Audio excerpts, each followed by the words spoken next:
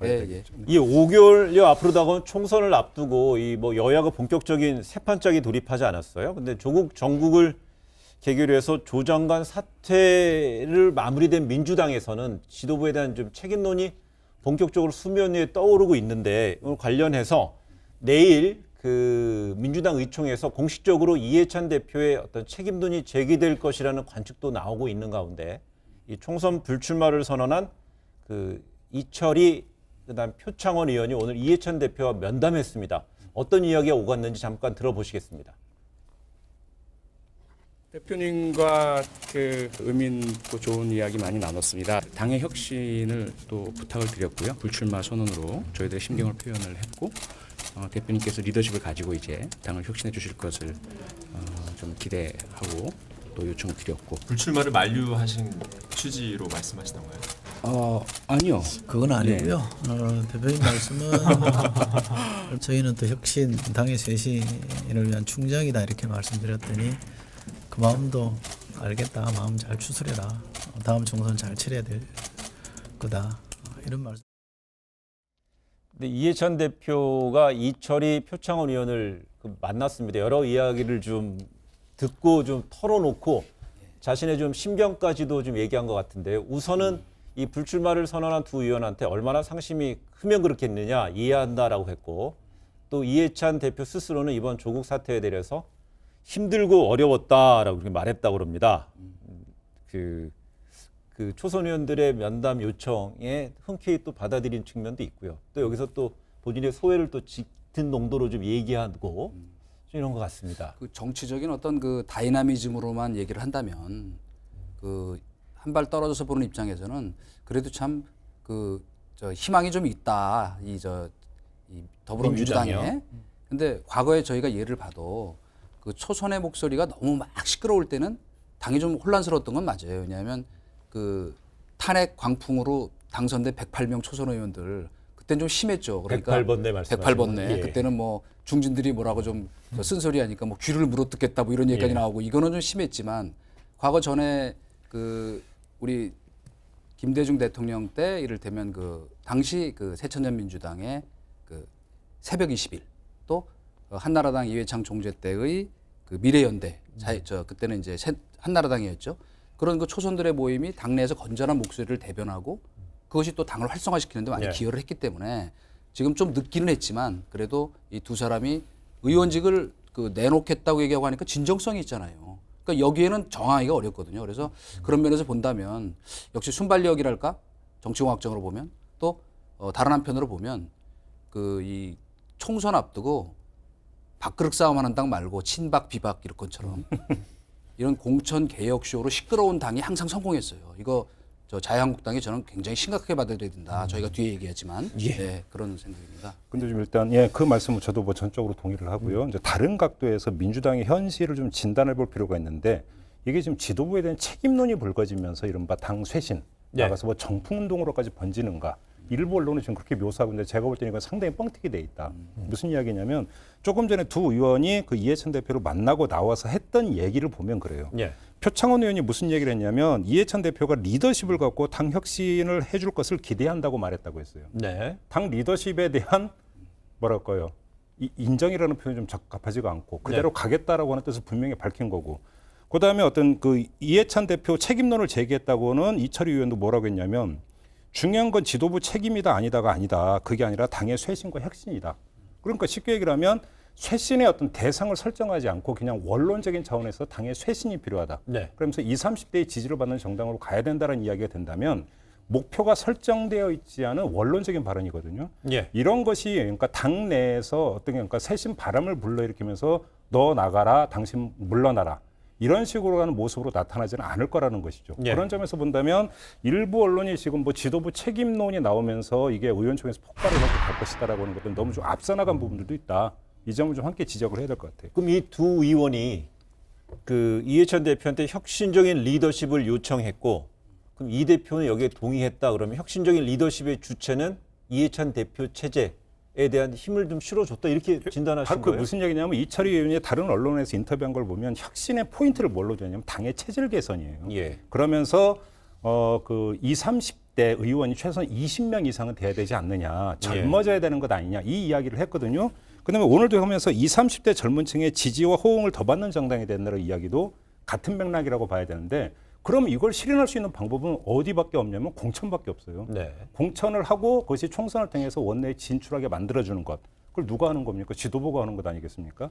이렇게 본다면 현 지도부를 뭐 갈아엎자 내지 사퇴를 시켜야 된다 이런 차원의 이야기가 아니라는 것이죠. 요즘은 좀 분명히 해야 될 것 그거는 같습니다. 뭐 내용적으로도 그럴 수밖에 없는 것은 우선은 그 이해찬 체제를 흔든다는 것은 현실적으로 그 총선 앞두고 저 가능성이 별로 없는 얘기예요. 네. 우선은 그러니까 더구나 제일 중요한 건 그 대표가 공천장에 도장을 찍는 그 옥새를 갖고 있잖아요. 저희가 흔히 얘기하는 그렇기 때문에 일단은 그 현실을 존중하지 않을 수 없는데 그 앞에 명분을 놓고 얘기해도 솔직히 말하면 예를 들어서 조국 사태 와중에 누구 한 명 제대로 이건 아니다라고 그 제대로 된 목소리 낸 적이 없는데 이제 와서 그럼 지도부가 책임져라? 그럼 그 국회의원이 독립적인 헌법기관으로 다 자기 목소리를 낼 수 있게 돼 있는데 그때는 당론이라는 굴레에 딱 씌워가지고 다 침묵하고 있다가 이제 와서 당신이 다 책임져라 이거는 논리적으로도 안 맞다. 그러니까 우리가 같이 자성하고 반성하고 성찰하자 네. 하는 게 맞다는 것이고요. 다만 그 혁신의 방향이라는 거는 지금 이제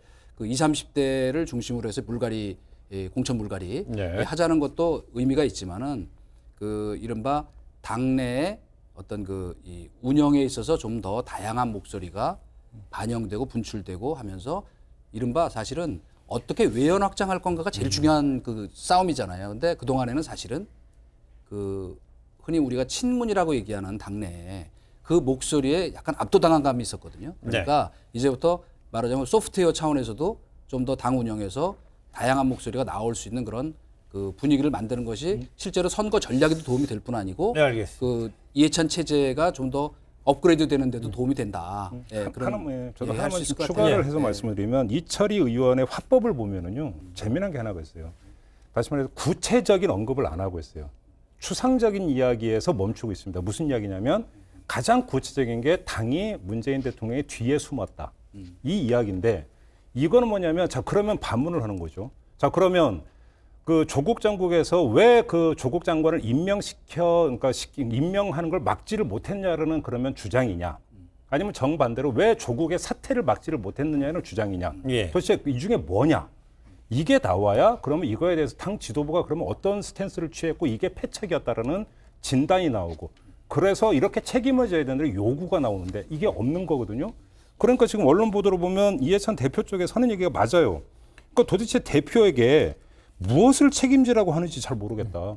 그러니까 무엇이 없는 거죠. 네. 무엇이 없다는 이야기는 원론적인 수준에서 멈추고 있으니까 사실 여기서 어떤 행동력이 나올 수가 없는 거죠. 이 점도 좀 함께 볼 필요가 있습니다. 저는 그 얘기에 상당 부분은 그 과거 어떤 그러니까 노무현 대통령 때, 전 대통령 때 당이 굉장히 활성화되어 있다는 얘기를 저희가 아까 이제 했었는데 물론 이제 조금 지나쳤던 부분도 있지만 당시만 해도 천신정 체제라고 흔히 얘기했죠. 그렇죠? 네. 우리 저 천정배, 천정배, 정동영, 예. 그다음에 우리 신기남. 신기남 세 분이 이제 돌아가면서 뭐 그 당 대표 의장, 뭐 당 의장, 그다음에 이제 원내 대표 맡아서 했는데 그때 나왔던 얘기 중에 하나가 뭐였냐면 당이 청와대를 끌고 가야 한다는 당 견인론이었어요. 그래서 첫째 우리 그때 우리 문재인 그 대통령이 민정수석 처음 하다가 그만두게 된 경위가 뭐였냐면 부산에 출마하라 그랬는데 그걸 거부하니까 당에서 공격을 했다고. 혼자 뭐 꽃길 걸어가겠다는 거냐. 그래서 그만뒀거든요. 그러니까 그 당시와 비교하면 참 큰 차이가 있다. 근데 그러나 우리가 흔히 얘기하는 이른바 민주정당으로서의 어떤 그것이 결국은 국민정당이고 그것이 결국은 그 선거에서도 어쨌든 표 많이 받는 데가 이기는 거 아니에요? 그러니까 그런 의미에서 본다면 지금 저는 뭐 바람직한 방향으로 그래도 지금 이 방향을 잡고 가고 있다는 점에서 예. 평가하고 싶어요. 그러니까 뭐 앞에 거 잘못한 거는 뭐 그건 저 비판하더라도 그 이제 앞으로의 방향에 대해서는 조금 이 자유한국당도 다시 얘기하지만 벤치마킹할 필요가 있다 그런 생각이 듭니다. 결국 두 분 말씀 패널의 이야기를 종합해 보면은요. 그 더불어민주당에서는 그 2004년인가요?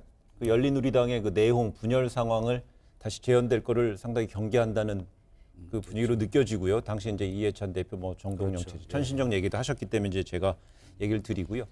그 20대, 30대의 어떤 지지를 받을 수 있는 정당 얘기를 하면서 최근에 더불어민주당에서는 시스템 공천이라는 얘기를 나오는데요.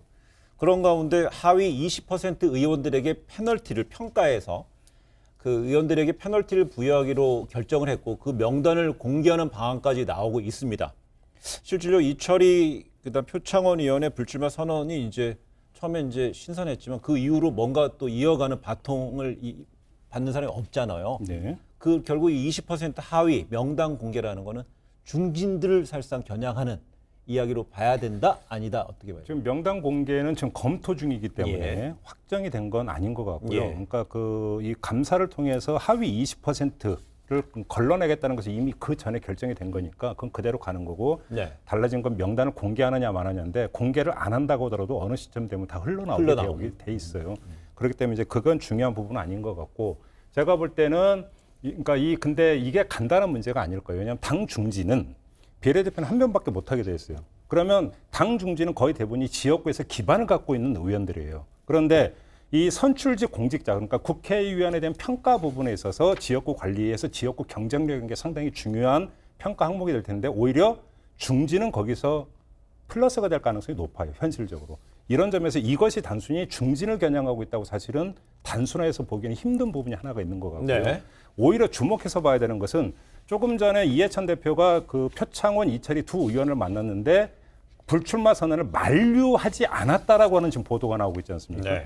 이게 제가 볼 때는 오히려 더 포인트다. 왜냐? 그러면 이해찬 대표는 왜 그걸 뜯어 말리지 않았을까? 여기 가장 큰 거는 두 의원의 의사가 강하기 때문일 거예요. 네. 그러니까 이걸 빼고 그럼 다른 요인이 있는가? 어차피 두 의원의 불출마 의사가 강하다라면 이해찬 대표 입장에서 이거를 적극적으로 활용할 필요가 있다고 생각했을 가능성이 높아요.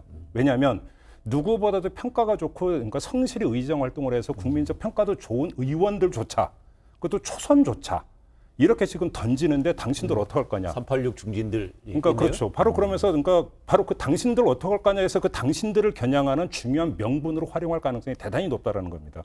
그래서 좌불안석으로 만들어 들어가는데 두 의원의 어떤 불출마 선언을 적극 활용할 가능성이 있거든요. 이 점을 좀 주목해서 봐야 될 필요가 있을 것 같아요. 저는 이제 한 가지 일사불란한 체제라는 측면에서 보면은 아까 이제 얘기하신 것처럼 2004년에 이제 경험 때문에 네. 그동안에는 사실은 그 당내에서 어떤 이론의 분출을 억압했죠, 솔직히 말해서. 그죠?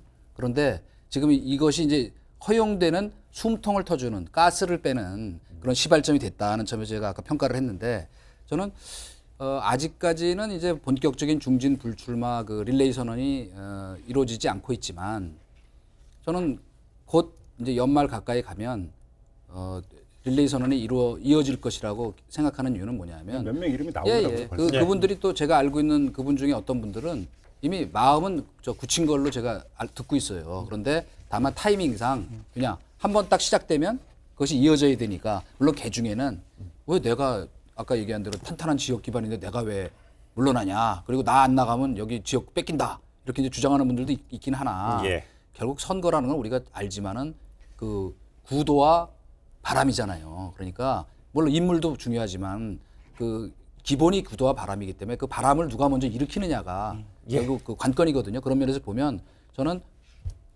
이 이해찬 그 대표의 뭐 리더십 또 우리가 좀 이따 얘기하겠지만 혹시 다시 이제 뭐 판이 정리된 다음에 들어올 거로 보이지만 이낙연 등판 뭐 이런 것들을 통해서 일련의 어떤 그 새로운 그 공천 개혁 같은 것들을 선도적으로 치고 나가면은 네. 지금 당 지지율도 더 올라갈 것이다. 예, 이렇게 보는 지금 거죠. 이제 예. 두 분의 얘기를 들어